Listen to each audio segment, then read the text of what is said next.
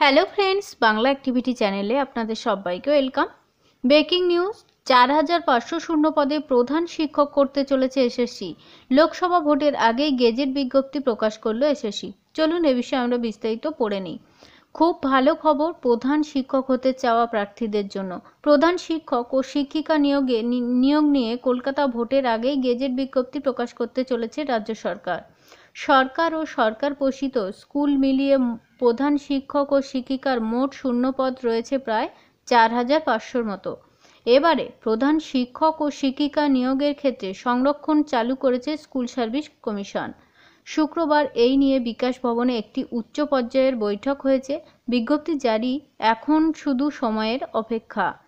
এই বিষয়ে school service কমিশনের চেয়ারম্যান সিদ্ধার্থ মজুমদার বলেন, আমি শুনেছি কাজ প্রায় শেষের মুখে। সরকারের তরফ থেকে গেজেট বিজ্ঞপ্তি জারি করলেই আমরা দ্রুত প্রধান শিক্ষক ও শিক্ষিকা নিয়োগের পরীক্ষা গ্রহণের প্রক্রিয়া শুরু করব। এবারে নিয়মে বেশ কিছু পরিবর্তন করা হচ্ছে। কেমন পরিবর্তন না, এবছর প্রথম সংরক্ষণ চালু করা হচ্ছে প্রধান শিক্ষক ও শিক্ষিকা নিয়োগের ক্ষেত্রে।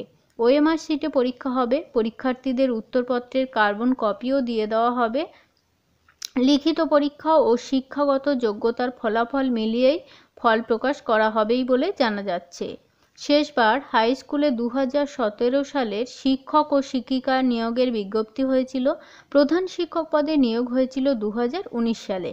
যদিও সেই নিয়োগ নিয়ে ব্যাপক দুর্নীতি, স্বজন পোষণের অভিযোগ সামনে এসেছে।